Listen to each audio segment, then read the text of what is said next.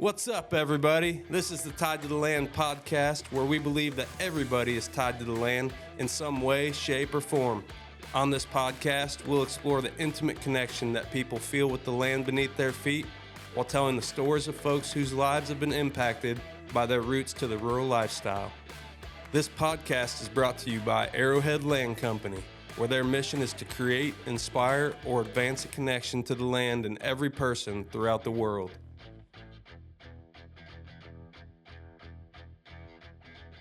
What is up, guys? My name's Andrew Schultz. This is the Tied to the Land podcast, and I'm here today with Bonnie Walker and Steve Horner. And you might know Bonnie as Electric Gypsy. That's how we announced her last time. If you remember that, she was our first place winner in our springtime Tied to the Land contest. So, Bonnie, congratulations. Thank you. Happy to have you here today. Steve, I already know you, but I'm happy to have you here today, too. I'm happy to be here, man. So, connecting the dots for everybody, Steve and Bonnie are boyfriend, girlfriend, long-term soulmates, if you will. How long have you guys been together for? Officially 5 years, or it'll be 5 years. And Coming up on 5. Yeah, we reunited. It was actually summer solstice, so that was in 2020. Just happened to run into each other after being apart for 12 years. So do you think there was something weird there with like summer solstice and like bringing you guys back together? It felt like walking through a portal. That's how I always talk about it, because it was just mystical the way. Here we go. I'd been living in Alabama and he'd been on the road trucking, and I was brought back to Wichita just because it was my nephew's birthday party, and he just happened to be in town, and other people brought us to this bar. It was like just pure happenstance that we both happened to be at the same spot at the same time. And he saw me walk in from across the parking lot and didn't know it was me. And But you guys knew each other already at that point? Yeah. Or you've been together already at that point? We met. Knew each other like 12 years at that point. We met in like 2012. I just started at Texas Roadhouse in Wichita, Kansas, and he was my trainer. And so the whole first week I worked at Roadhouse, I shadowed him. And that's kind of how we got our start and started dating just really casually. And he eventually quit and started trucking, and I kept working there. And it was like we never really broke up. We just went our separate ways and maintained a friendship that we just kind of would see each other online. Like we didn't really hang out very often. And then so it was just crazy when I saw him at the bar. I was just like, Steve Horner? Like I was like, is that you? So yeah. Oh my gosh. So who made the first move at Texas Roadhouse? He did. Definitely. Really? Yeah. I'm actually super surprised by that. Yeah. He was really Trying to keep it professional, as her trainer. But he did, because I really was shocked too. I was like, I didn't think he liked me. And it was after we got done training that day and we were cleaning up our stations and everything, and he was just like real casually like, it's actually ladies' night at Denim and Diamonds tonight, and me and some people, we like going down there and two-step in, and you should come. And it was just real casual. I was just like, oh my gosh, I think he's hitting on me. it definitely was.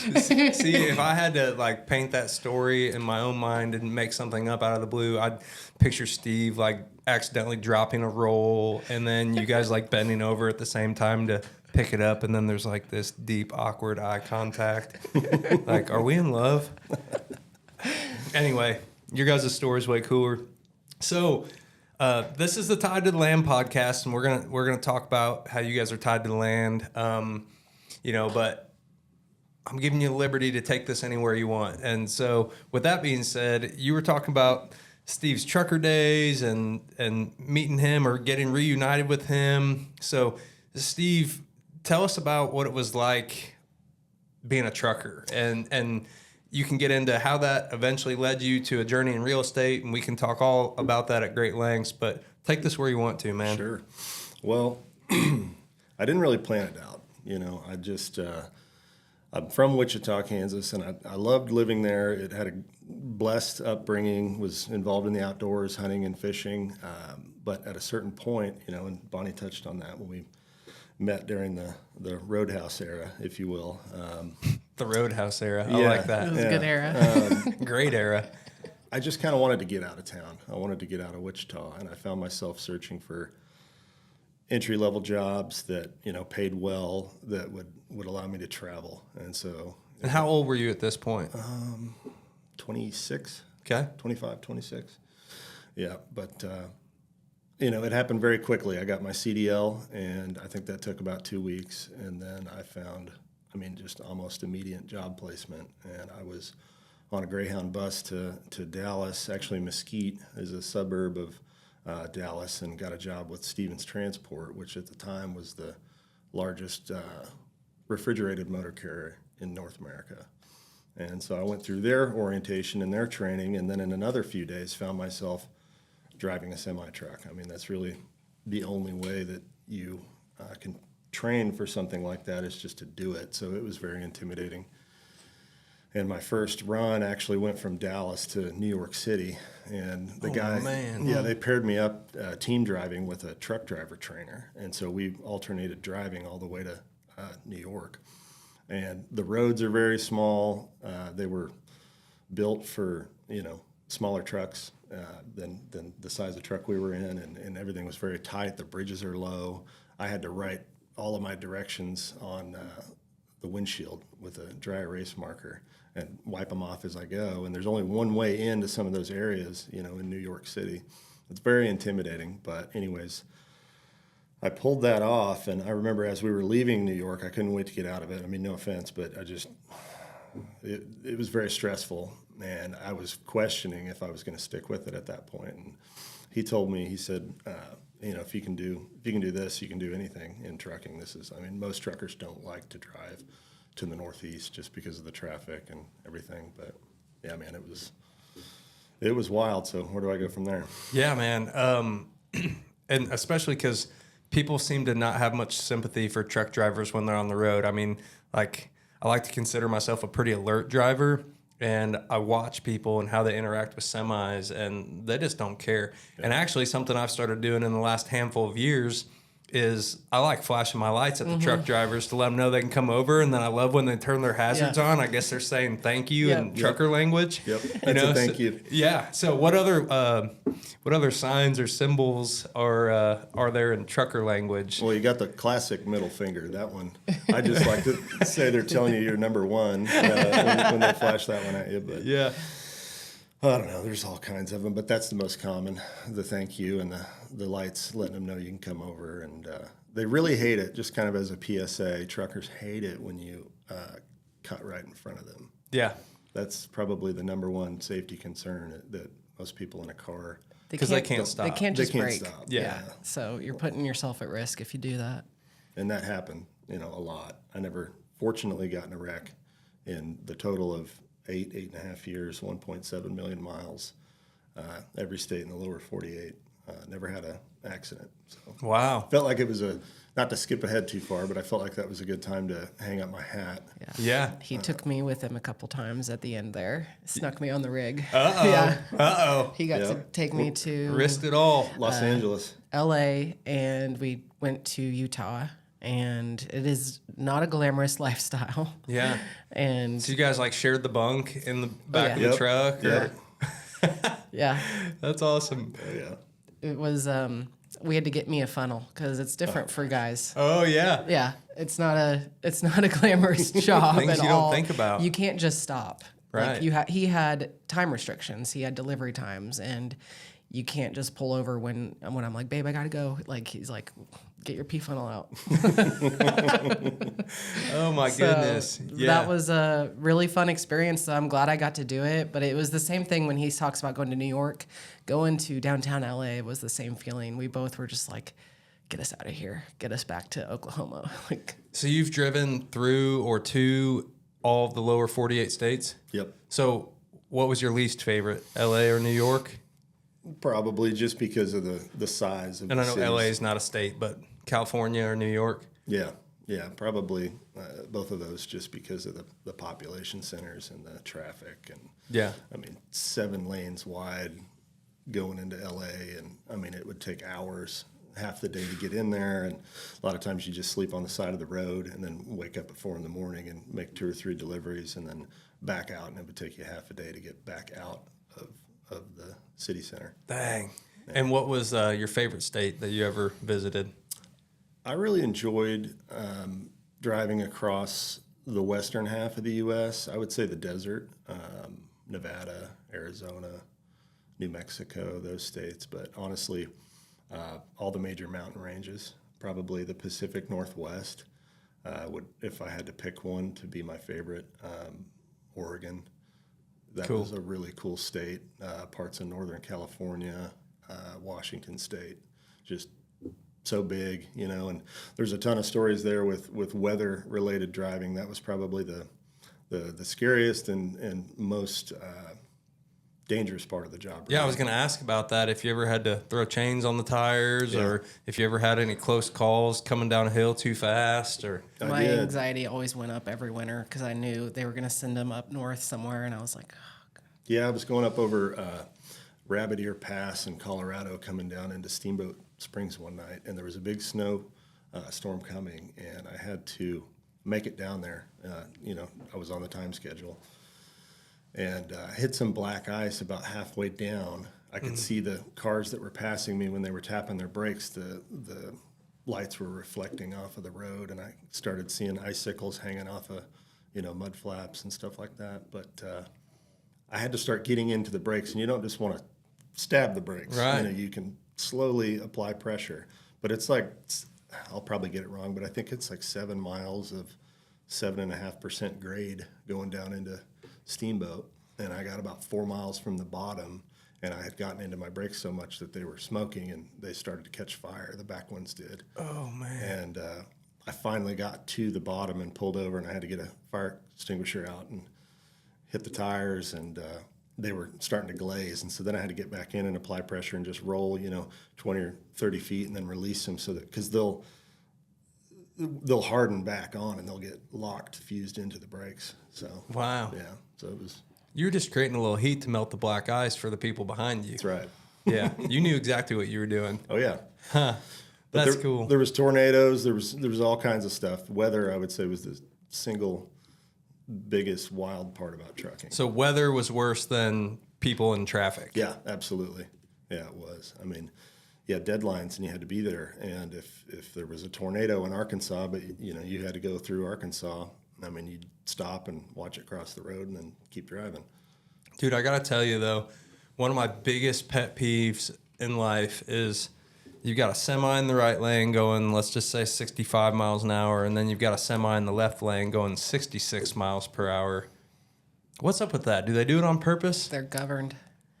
They can't go past a certain speed limit, most of the trucks. All of them? Yeah. It's per company too, so they do it for fuel economy reasons. You know, trucks will get better miles per gallon at 64 miles per hour. They figure it out. It's the science behind how much weight they're hauling, and it's all for fuel economy. But you'll have one company that's governed at 64, and you'll have one company that's governed at 66, and one at 65. So they all want to get to where they're going as fast as they can. So they'll pull out, and you know, they'll just be back and forth. It is very annoying, and we call them super truckers. The ones that understand how it, you know, they have family that tell them, hey, that's really annoying, don't do that. They'll pull over and let traffic pass, you know, but there's some that are more stubborn than others. Yeah, they don't care. They won't give up. Now they'll just stay out there. They're committed. That's funny. Yeah. I'll tell you another pet peeve of mine, which this does not translate completely just towards truckers, but maybe you've run into this as a trucker. When you pull up to the diesel pump, you have a diesel vehicle, and there's like a Subaru or something sitting there when there's like 8 other gas pumps that they could be going to, and they're sitting at the diesel pump, and I'm like, you guys don't think about it. And I know you don't think about it because I never thought about it until I had a diesel vehicle, but that also drives me crazy. Oh, yeah. Well, hopefully they're not putting diesel in the Subaru. Yeah. They could be. Yeah, they could be. So I guess maybe that's where the electric cars are nice, because they're not sitting at the diesel pump. They have their own little area. Right. Cool. So what was it like, Bonnie? You met Steve. He's doing this trucking gig.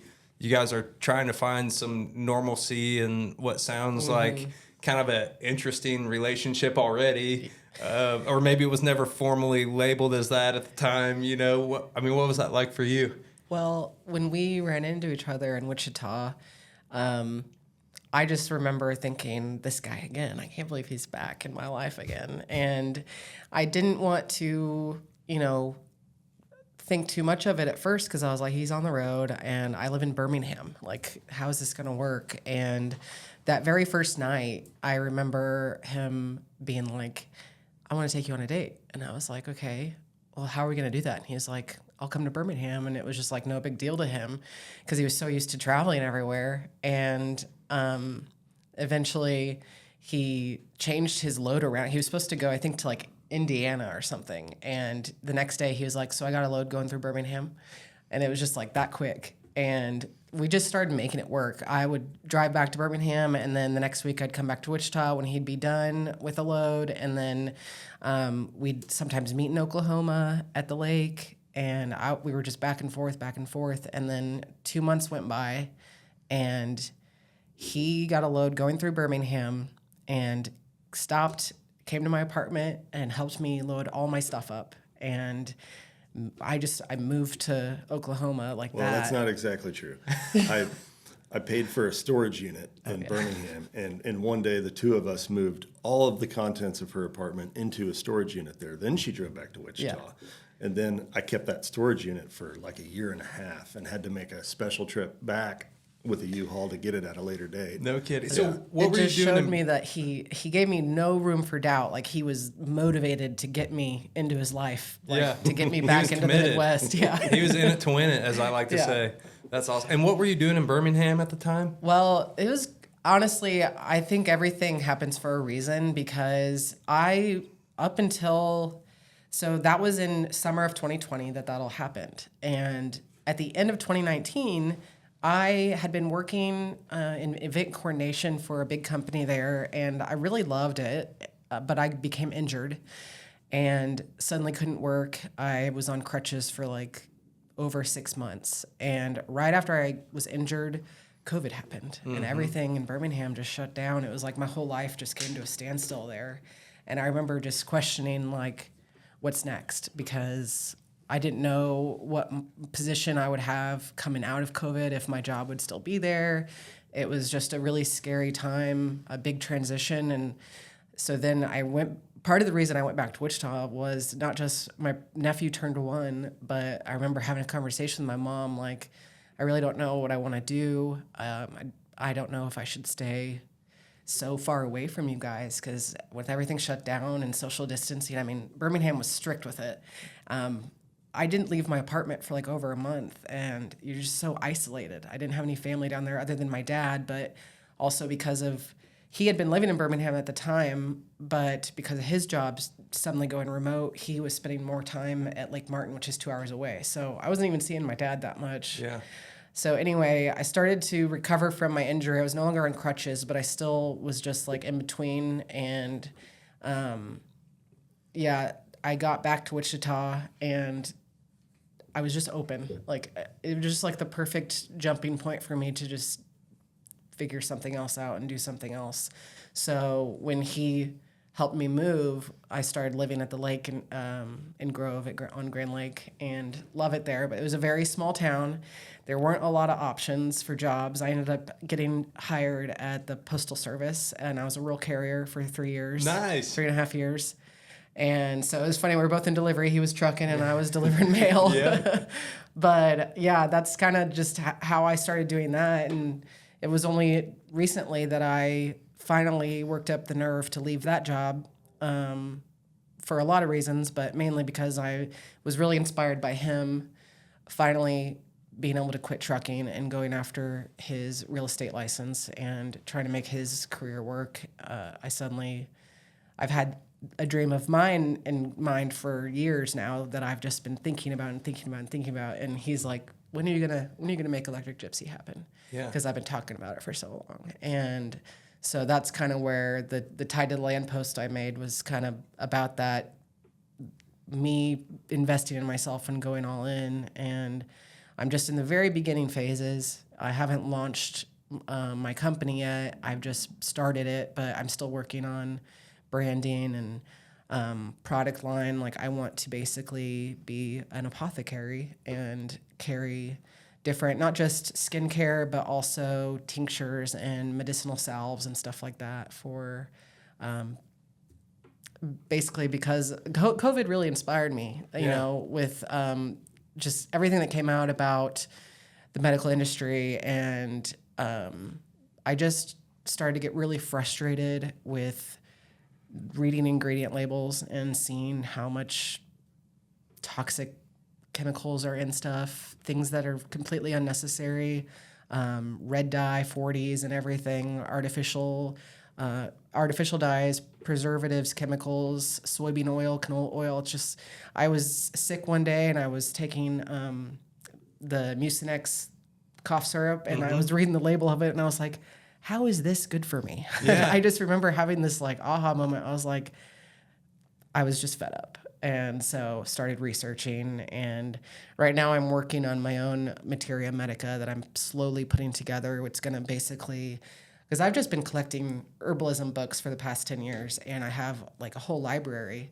And so I'm referencing all of those and kind of making my own guide with the herbs that I love to use. And I'm going to be coming up with recipes. I'm in that process now of perfecting my recipes, basically. Cool. So this is really interesting to me, but I want to digress a little bit. So tell everybody, Electric Gypsy, where did that come from? What does it stand for? And then I want you, because you used a big word that I don't even know if I'm familiar with, Apothecary. Apothecary. Yes. Thank you. I'm a real estate guy. I don't know anything about apothecary. So how did you told us kind of the inspiration behind it, but like, where does that name come from? What do you aspire to do? You know, go into more detail. Honestly, I don't know where the name came from. It came to me one day like a lightning bolt of inspiration. And I really am obsessed with lightning, so I had it tattooed on me. So I think that's where the electric part came from. And then the Gypsy was just because I didn't have any roots anywhere. I was, born in Kansas. I moved to Missouri for a period. Then I moved to Alabama. And I think I was always searching for something. And it's funny that I ended up meeting him back in Kansas. Like I moved 1,000 miles away to find, my soulmate, and he was just down the road from me the whole time. Yeah. But anyway, so that's kind of where that came into play, was just always being on the move, always searching and wandering for something. And I think Gypsy is just, I don't know, I have a gypsy soul, I guess. It's a bohemian type way of living. And so anyway, that brand name, that's kind of how I came across it. I came up with that in Birmingham. So I've just stuck with it. And my favorite movie has always been Practical Magic. I don't know if you've seen it. I haven't. It's got Sandra Bullock, and in the movie, she opens an apothecary, and she talks about how she makes, shaving soaps and shampoos and conditioners using herbal products. And I just remember the first time I watched that movie, I was like, yes, that's what I want to do. But I remember growing up, I always was jealous of people that knew immediately, like, I'm going to grow up and be a doctor. I'm going to grow up and be a hairdresser. Like, I never had that just confidence, that knowing. And it wasn't until recently that I just was looking around my room and I saw all these herbalism books. And I'm like, damn, I've been doing this for a long time. I didn't even realize I'd been doing it. It was a curiosity I had, I guess, and a calling. So I'm really excited that I finally figured that out.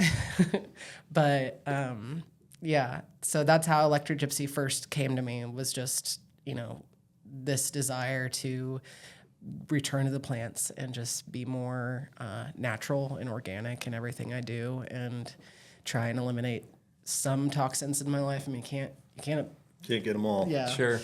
But yeah, where was I going with that? What was the other question? Well, no, I think that's great. Well, apothecary. Yeah. Well, go ahead.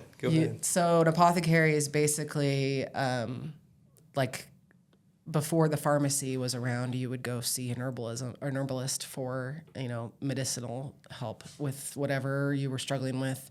So an apothecary can carry all sorts of different stuff. And mine, it's going to be small batch at first, because I'm trying to grow all my own herbs to make different tinctures with, to make different lotions and stuff. So I don't know exactly. It'll be based on what I was able to grow the following year, based on what I'll be able to make. So right now I'm doing a lot of oil infusions, using herbs like calendula and yarrow. That I'm growing yarrow. I planted it 3 years ago, and this is the first year that it's actually producing Oh, that's blooms. exciting. Yeah, so it's really good for skincare. Soldiers actually in ancient times used to carry yarrow with them on the battlefield because it can help staunch bleeding. So when they would get wounds and stuff, they would keep it on them to keep from getting infections and stuff like that. So it's just crazy how magical herbs are. They have so many different benefits, antiviral, antifungal, anti whatever the thing is that you need it for. A lot of herbs help with digestion. A lot of herbs help with like respiratory issues. White clover grows all over your yard. So, and as long as you're not using Roundup or anything like that, you can actually take clover from your yard and it helps with detox support.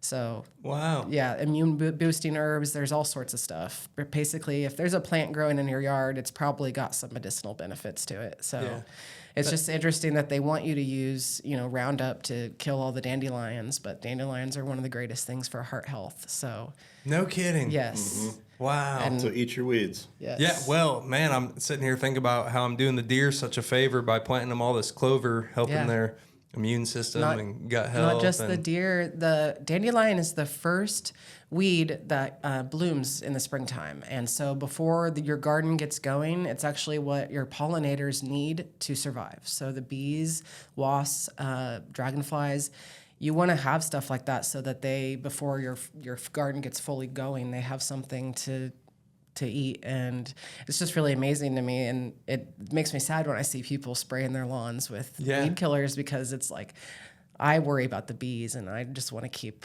the insects happy. And dragonflies eat mosquitoes too, by the way. So you want to have a lot of those in your garden. This is so amazing. I love this. I've been thinking about my yard and how it is infested with dandelions early on, and now I'm like, I've got a great reason to keep them around. Absolutely. Like I'll just keep mowing them, and then they come back. yeah, absolutely. Wow, that's crazy.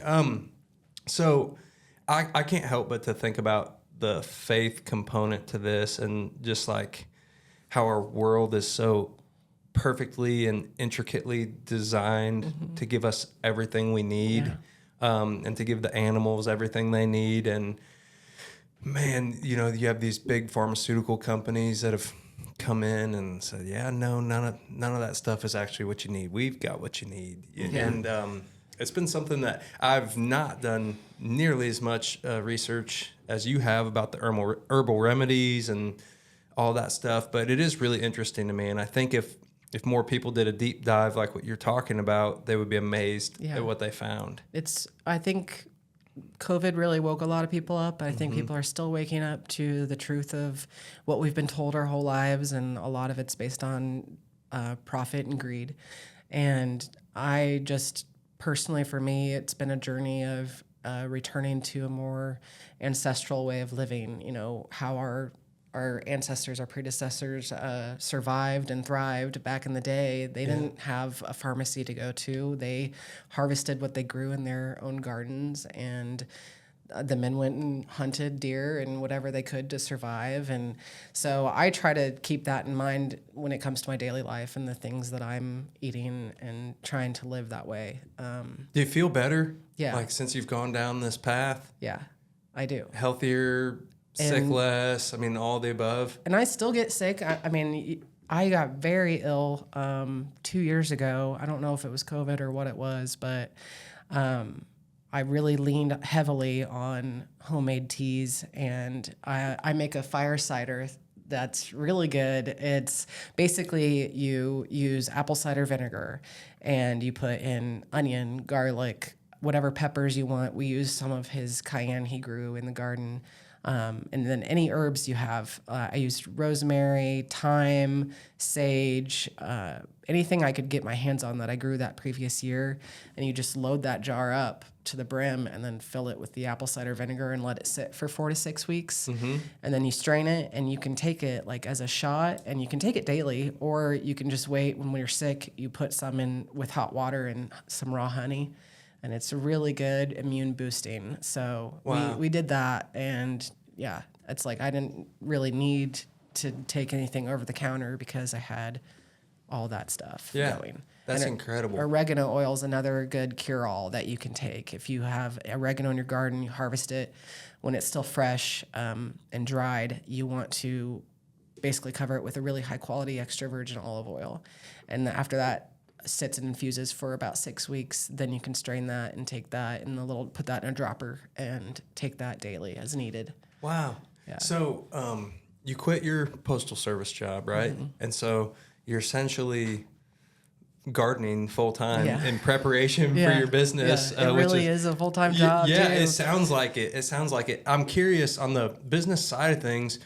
Most of the people doing or trying to do the same thing that you're setting out to do, are they handling it from start to finish like that? Or maybe they are while they're small, and then if they see any type of growth or scalability, do they then have to start searching for other places to get the plants? And what does that look like? I don't know how other people do it. For me, I mean, I'm going to be using what I can grow myself. And if there is a certain recipe I really want to make, but maybe that plant didn't do well that year, then you can look to wholesaling from a reputable company. So I would look for organic dried herbs online, essentially, to kind of help if my stockpile didn't do as well that year. Yeah. So calendula is a really hard, I mean, I grew it one year just fine, and I've started seeds several years, and they just haven't taken. So it's like every once in a while, you just get a bad batch of seeds.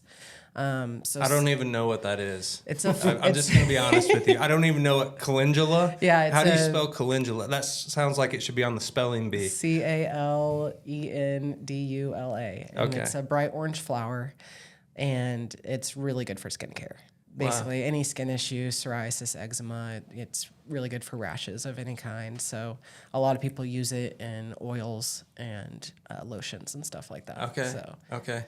Well, I would think there would definitely be a competitive advantage to you being able to tout that your product is you from start to finish. Like, That's the goal, yeah. absolutely. Because I know exactly what I use and don't use in my garden. I'm not using anything that's going to be harmful to people. So Yeah.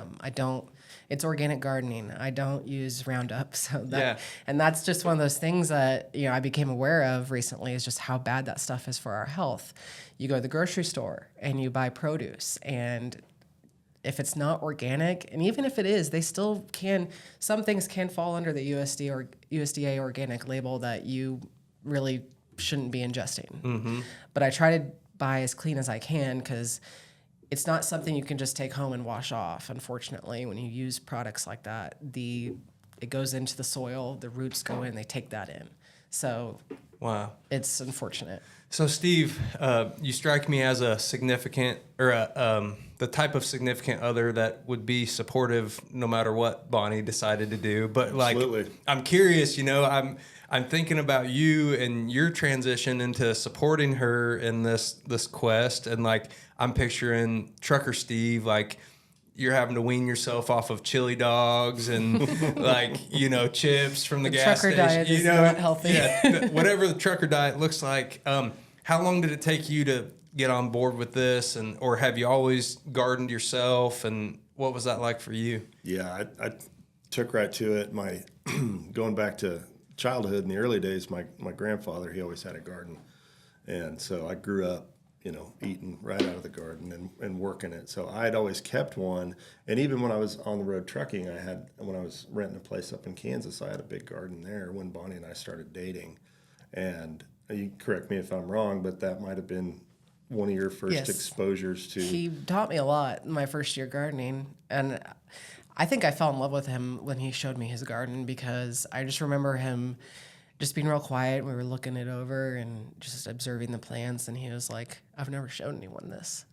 He was Wow. like, "This is my little private corner of the world I've created for myself, and it's what I think about when I'm on the road, and I can't wait to get back." And then I was like, I'm going to need you to water this while I'm on the road. So the You knew what you tomatoes were don't doing. die. Yeah.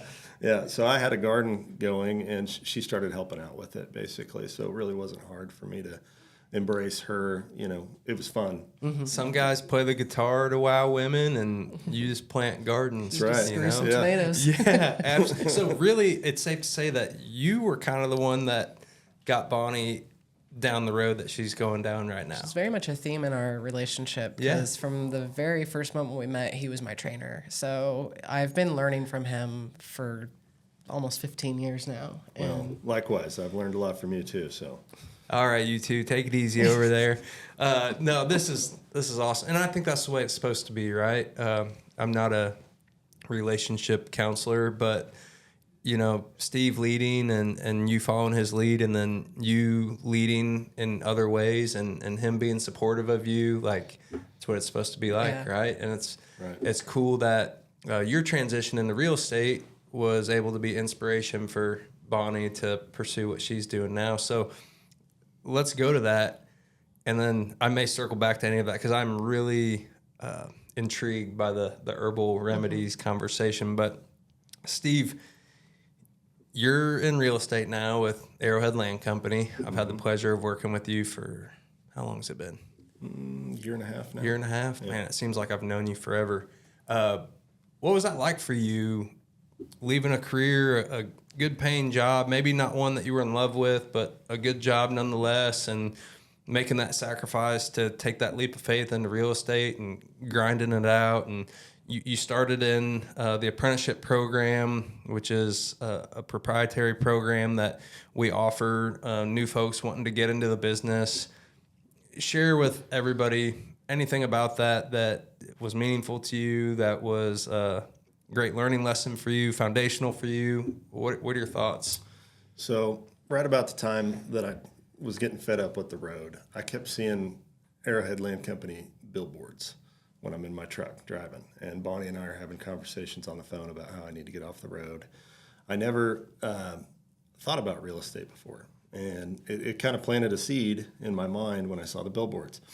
And I just up and quit trucking one day because I wanted to be home and spend more time with her, and realized that I wasn't going to be able to keep doing that any longer. And they wouldn't let him take time off. Like, they wanted him back on the road after 24 hours off the truck, and we didn't get any time together. But during my last year trucking, I had purchased a new car, and so I had that sitting ready, and it was an easy transition at the time. I started, we were living at the lake. I got out of the lease in Kansas, moved to the lake, and I had that car, and I started driving Uber in Tulsa.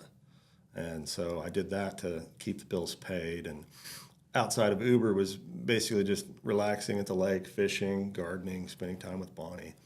And about 6 months went by like that. And I started thinking, man, I got to think about, getting a job, getting a career outside of Ubering. I mean, it was great and it paid the bills. But I was inside one day, and I turned on the TV and turned on YouTube, and I had never looked for anything Arrowhead Land Company.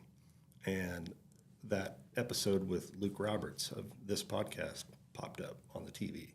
And so I played it and watched it and learned about Luke's whole journey as the, original apprentice, and marketing properties and what he was doing and all the struggles he faced with his transition into real estate, and thought it really resonated with me, basically. And I think I walked out. I grabbed a beer and grabbed Bonnie one, and she was outside watering the garden, and I walked out and I just said, I'm going to go into real estate. And she was kind of floored by it, and so was I. I hadn't planned it outside of that. But so I pursued getting my license. It took a few weeks, and actually met Greg there. He was in class behind me, and he now works here. And I told him all about it. I said, man, I saw these billboards, and I saw this great, excellent podcast. And I told him all about Arrowhead, because he had asked if I was going to go into residential or what my plan was. And I said I didn't really, see that for myself. I thought more along the lines of land. And the next day, Greg came back into class, and he said, man, I went into Arrowhead yesterday, and they hired me. And I forgot that you were the reason that... And I just remember having well, I wasn't the reason, but I told him about it. Yeah, and he was a real go-getter, and he come right in. And then he came back and told me that the next day in class, and it just like the wind got sucked out of me, Greg took my spot. I felt defeated. This Greg guy. Yeah, I was like, no, they're never going to hire two of us from class. And he ended up getting put into hiring and talent acquisition right away when he came over here. And then he circled back 2 weeks later and called me and said, hey, I think you need to come in here. And so it was a double play there between me and Greg. That's awesome. I forgot all about that shaking out that way. Yeah. That's so cool. So I'm super thankful for him for doing that and reaching out to me. And I ended up coming in and got a flat tire on the way into the interview. I remember that. Yeah. Had to walk the last mile to get here, and it was unseasonably warm that day in March. I remember that. I had overdressed and I was sweating profusely. Oh, no. Yeah. And most people would have just rescheduled, Right. but not you. And that just says so much about your character that you walked a mile after your flat tire to get it. And I remember, I think, asking you, like, do you need a ride back to your vehicle? And you're like, nah, I got it covered. Like, Then I went out and changed the tire in the bank parking lot. oh my gosh, man.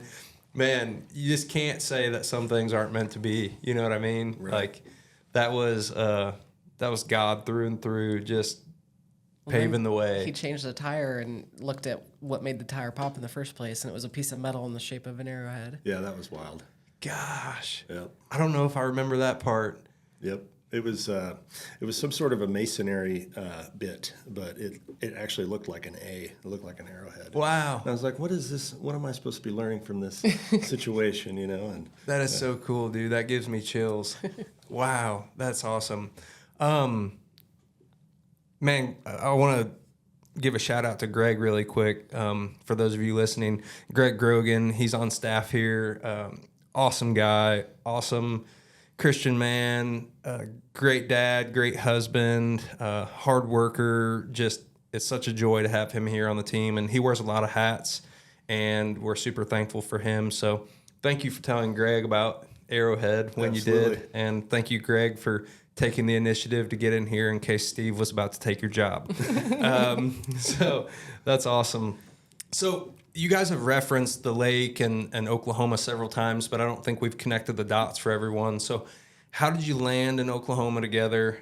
Tell everyone about the lake and where you're rooted and what makes it so special. yeah. We're both we are lake people through and through. We love the lake. And when I was in Birmingham, one of the reasons I had a hard time leaving Birmingham was because I was so attached to Lake Martin down there. And I remember him being like, well, you should come join me 4th of July at Grand Lake. And I was like, okay. So I drove up, and he was here at Grand Lake because his grandpa used to have a house here on in Grand Lake. Mm-hmm. And it was kind of it was not halfway between Kansas and Alabama, but it was closer than driving all the way to Wichita. So that I started coming here, and I joke about how I came up here for a vacation one week and just never left.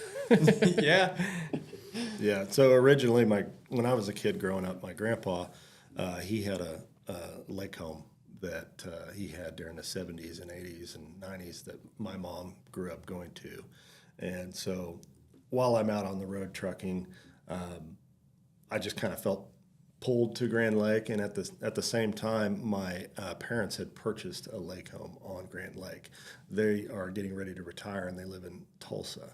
And so actually it's their lake home that we lived at. And we had to call them and go, hey, I quit my job trucking and I moved this girl over here from Alabama. We're going to be staying at your lake house for a while.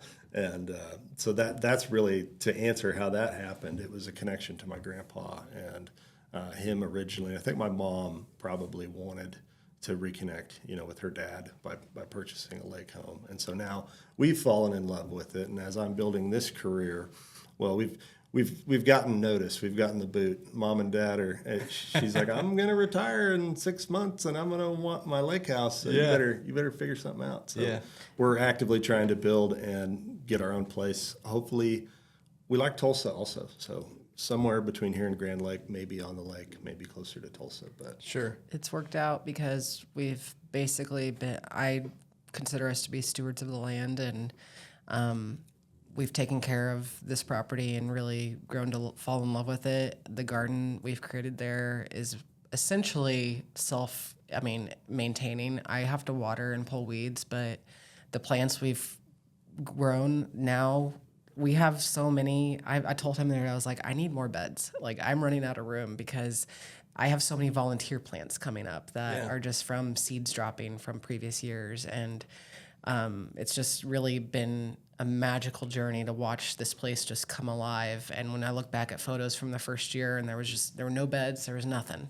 And now there's just a garden almost at every tree, and it's just beautiful. And there's so much life. Like there's birds and squirrels and rabbits and deer and all sorts of just life all around us. Yeah, lots of snakes too. Yeah. But it's also funny because I had a terrible fear of all stinging insects when I was a kid and into adulthood. I was terrified of bees and wasps, and I just, living at the lake, have become immune, and I've actually fallen in love with the bees. And one of my life goals is to have my own hive and to be a beekeeper, essentially, because they're just so magical to watch. And so it's just been a really beautiful journey connecting to nature in this way. And I've definitely been spoiled by it. I like Tulsa. It is cool to have more shopping options, but Yeah. I definitely just feel at peace and at home on the water. And So were you, I don't want to stereotype here, but were you a city girl prior to this endeavor of gardening and spending time at the lake? And I guess you could say that. I never Yeah. really, had 100%. Steve's like, let's get something clear right now. Yeah. No doubt. Well, I like to, get my nails done. I enjoy the finer things in life. I do. But I don't consider myself to be high maintenance at all. I think he would argue No differently. comment. No, Smart man. Smart man. But yeah, I've definitely, especially working at the Postal Service, it was definitely hard labor, changed me. I got a lot tougher. And Did you get chased by any rural dogs? oh yeah. Yeah. Yeah. I bought her Like mace. running for your life? I don't know why dogs hate the mail lady. They just do. It's the truck. It's got to be the truck. I got her a holster with bear mace that she was carrying on her. I made Yeah. her carry it. Did you have to use it? Did you have to mace anybody's dogs? Thankfully, no. Yeah, but that's good. they do. They'll do like reminders. Sometimes they'll be like, "There's been an uptick in dog attacks this month," and I'm like, "Oh God." Oh man, put me back in the garden. Yeah. Yeah. Oh man. I forget what I was gonna ask. Y'all said something. Oh, this isn't it. But I was gonna ask you. So, what are your favorite things you're growing in your garden right now? I know that you guys have a lot of cucumbers because I have to tell the world, if you haven't seen Bonnie's Tied to the Land post, first of all, it's amazing. But second of all, if you dig through the photos, you'll eventually see a photo of Steve with no shirt on holding a pile of cucumbers. And it's now his contact photo when he calls me, and so sometimes I call him the Cucumber Man, and it makes me really brings me a lot of joy. Every time I call, what's up, Cucumber Man? Well, I can't help it. It just shows up on the phone, and it just brings me joy every time I see it. But I told him, I was like, that photo is probably why I won the contest, because Andrew loves that photo so much. hey, it was a group that voted, so my vote alone meant nothing. But it was an inspiring post, which reminds me. You talked in that post about like starting out in an apartment with one plant, and now you guys have this big garden. You're starting your own business, but what was it like living in the apartment, trying to connect to nature and just? I'm not lying when I wrote that post that I just had a need to grow something. I remember that peppermint plant. I started it in Wichita, and when I moved to Birmingham, it was in the back seat, like it seat belted in. Yeah. And I had nowhere to put it. I have 2 cats, so there was nowhere in the house that I could have kept it. They would have gotten into it. So I just remember putting it outside and being like, I hope to God you survive. And it did. The whole 2 years I lived there, it never died. It just kept going. And peppermint's hard to kill. So, I mean, it wasn't that great of a feat, but I was proud of myself. That was my first official plant. I never really had indoor plants because I always had animals. So when I lived there, I just remember staring out the window all the time and just wishing I had a yard. I had that dream. I was like, I just want a yard so bad. I want to have a garden. And I read a lot of books. I watched a lot of YouTube. I went to YouTube University is what I say. But I obviously had a bunch of books on herbalism. And so it was definitely a desire that I had that I just, incubated inside of myself, I think. And I never dreamed it would have worked out the way it did, where I would have been able to create all these different gardens that I have created. But Where's that peppermint plant at now? I have no idea. To be honest. So you didn't keep... That move was very rough. Okay. We put a lot of stuff. Still in the it might be in the storage storage unit. It's probably taken over the storage unit. Actually, I think it could have been left there too, because we were so flustered getting everything. He had like 12 hours off the road to get this done that day. So, Man. I mean, it happened very quickly, and it wouldn't have happened without him. I mean, he made it happen. So, but yeah, my favorite plants to grow now are probably, I mean, I love all it's hard to choose between herbs. I use them all, especially basil.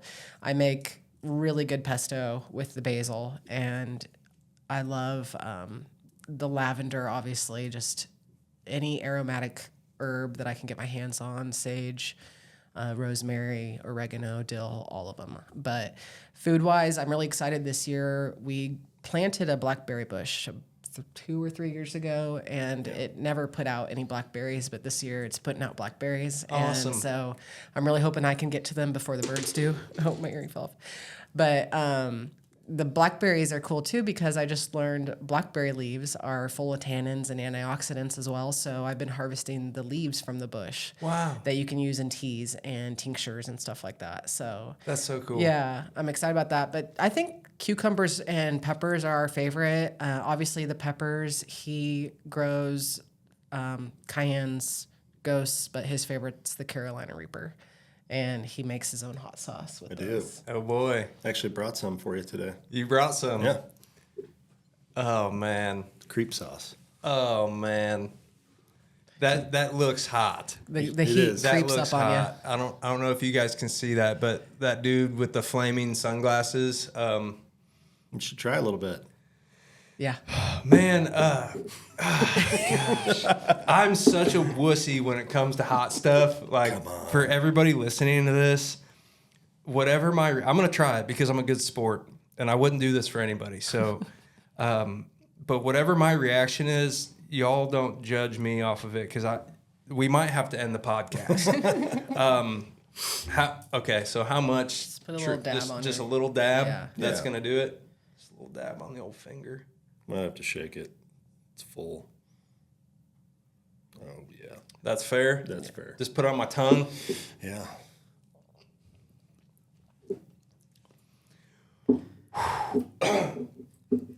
Okay. It's got good flavor to It does have good flavor. It does, and like you think it's gonna really punch you, and then like it calms down. Calms down a little bit. Yep. That's what I love about it, because a lot of hot sauces, they're so hot you can't taste your food anymore. Yeah. That's the one that I enjoy, that because it adds flavor to any dish with just a little bit of heat, like all around. So that's why we call it the creep sauce, because it creeps up on you. It does. So is there a lot of pepper in here? I Yeah. taste pepper. Yep. There's Carolina Reapers, ghost peppers, and black pepper. I'm going for another dab. Okay. No, bigger dab. That was kind of a sissy dab.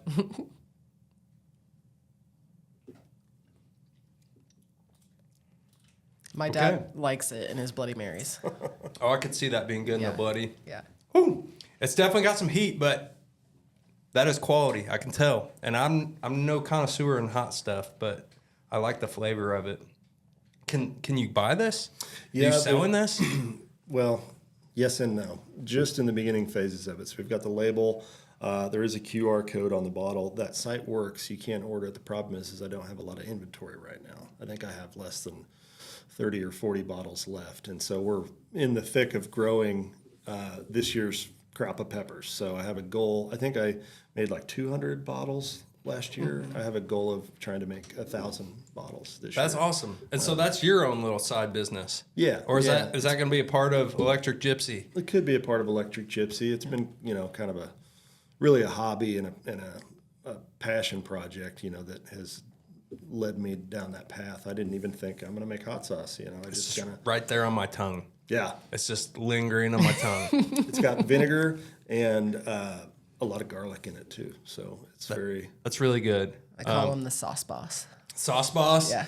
Oh, man. Now I can save you on my phone as Sauce Boss. Sauce Boss, the cucumber man. Oh, that's funny. That's so awesome. Yeah, that's really good. I don't know. Hopefully, I mean, we don't have that much viewership from this podcast, but let me know if you see a bump in sales. Okay. I'll let you know. Yeah. That's There's, awesome. What's the website? Creepsauce.com, and it's spelled like Carolina Reaper, CREAP, Creep Sauce. Great branding. I love it. Thank you. I think that's awesome. So walk me through the process start to finish to create something like this. The sauce itself? Whatever yes, the product inside the bottle. Okay. Well, Reapers are very finicky. They're Hard to grow. They're hard Okay. to grow, even in terms of the pepper family. Is that because of where you live, or is that just in general? Partially, yeah, in general, and where we live. Oklahoma is actually in a decent zone as far, it would be even more difficult farther north in Kansas, but they're a tropical plant, and so they love the exact type of weather that we're in right now. Hot and humid is really good for them, and so a lot of times you have to start the seeds way in advance, like in February, keep them alive in a windowsill for months, and we're just now hardening the plants off to be transplanted outside. Oh, wow. He's been They're taking about them a out foot like tall for a now. few hours a day and then Yeah. bringing them back in because you have to be So careful. it's a whole process. The whole process there, and then obviously just growing them, and they usually in Oklahoma. I've had last year we were still harvesting peppers in October. So I think into early November, I remember having a huge bowl of bright red Reapers. Like they were awesome. So and they're tough to work with. I mean, wear gloves You have to for wear sure. gloves. Yeah. Yeah, you don't want to wipe your eyes. No.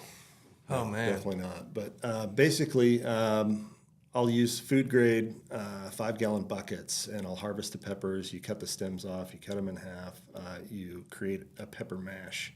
I've got a big industrial sized handheld immersion blender that I blend them up, and then garlic that we grow.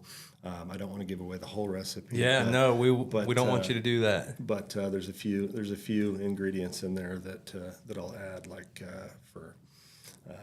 for flavor and color. Beets I put in there for color.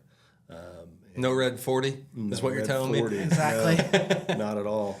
But it's a fermented sauce, so it goes in, and there's a certain salt mixture and vinegar that you put over this mash, and then it ferments for 60 to 90 days, and then you strain it and get all the pulp out, and then you have to pasteurize it, boil it, and bottle it, basically. Wow. How long did it take you to get to this product right here? Like, how Well, many? you start with the seeds in February, and then it's usually November, December that I'm bottling. Okay. And so to ask that question a little bit differently, like how many trials did you go through before you landed at this and you were like, yes, Probably 4 years. this is it. Wow. That's the third or fourth batch, I think. Yeah, he's that's made. the third or fourth batch. And this year made the label and, tried to get it. The first couple of years, they were just plain bottles with no label or anything like that. Yeah. Bonnie said, you should get a label. You should try it. So That's so cool. Huh. So I got to ask, once you guys move from the lake house, can you transplant a lot of this stuff? Or are you going to start from scratch and like start a new chapter, a new journey? We're still gonna take care of those gardens. I mean, Yeah. they're gonna still be our gardens, but yeah, we're gonna start a garden wherever we go. So Yeah. we're gonna have multiple gardens eventually. Yeah. And yeah, we'll do some transplanting for sure. we're hoping to eventually get a greenhouse so that he can overwinter some plants too, and especially for my herbs because they get so big by the end of the season, and it's just I try to harvest as much as I can, but I inevitably always still have plants that are. I did have a few that my sage is huge, and it lasted all winter long. It got below 0 and it froze, and it's still alive, and it started to take over the bed. So he had Wow. to take one out actually the other day.